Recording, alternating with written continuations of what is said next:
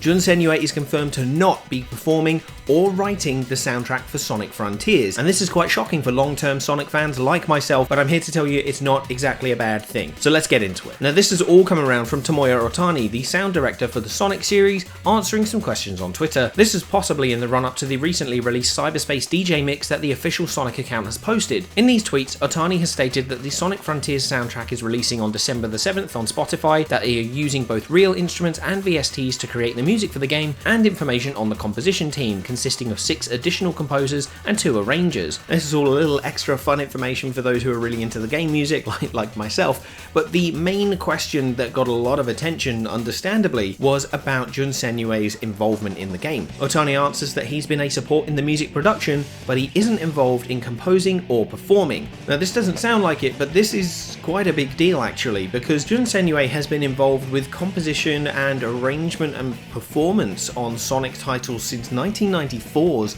Sonic 3. You could make a solid argument for Senoue-san being the most influential person on the sound of Sonic, pioneering the modern rock-laden tracks that come from the Sonic Adventure series, as well as works in later titles like Black Knight, Team Sonic Racing, and Generations. Even when not directly composing, he has coordinated and produced vocal tracks, did the audio engineering for Mania, and has laid down the ridiculously heavy sounds of Infinite in Forces. To say he is influential is an understatement, really. And yeah, there's a little bit of personal bias there. Jun Senoue is one of my favourite guitarists of all time. I have met him twice, thanks to Summer of Sonic in the UK, and I actually got him to sign the Sonic 06 soundtrack, which was really cool. I also got Johnny Dwelly from Crush 40 to sign it, and then I met Zebrahead a few years later, who they did the His World, so I've got them to sign the CD as well. This is one of my favourite Sonic items. So yeah, it's just really cool. It's a good time for everyone involved. If you've met Senoue-san, let me know. But back to Senoue-san not being as involved in Sonic Frontiers, this is quite a departure, as I said, because he's been involved in modern Sonic titles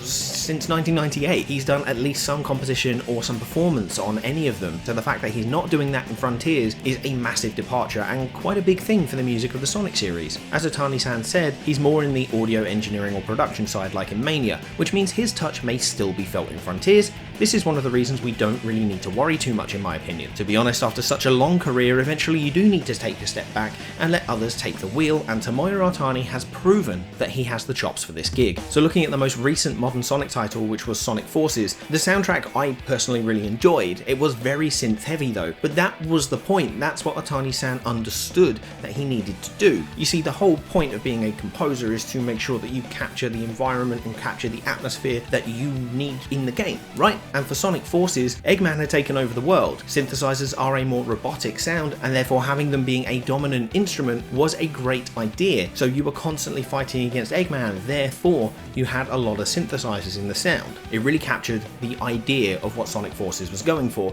although I did personally feel that some of the songs had something missing in there as far as composition goes. However, I've played Frontiers and I've fought the Guardians as well as run through cyberspace in multiple instances, and I've got to say, the synths felt more polished, the songs sounded more complete, and it captured Sonic's essence of energy and pace much better than Forces did. Ohtani-san knows what is required of the music of Frontiers and has clearly worked hard to give atmosphere and energy in the right places. He understood the assignment well and is getting better and better with every game. So despite it feeling a little weird that Senoue-san is not involved in the arrangement or the composition of music in Frontiers, I don't think that's a bad thing, particularly because Ohtani is so good at what he does. He understands what we need for Frontiers, and I think he is going to deliver. He is a skilled, accomplished musician, he is a great producer, and he understands what we need. I think we're going to get a banger soundtrack, especially listening to that Cyberspace DJ mix, and definitely not doing it 5 times in a row. Now, we are only a few weeks away from Sonic Frontiers, which is insanely exciting,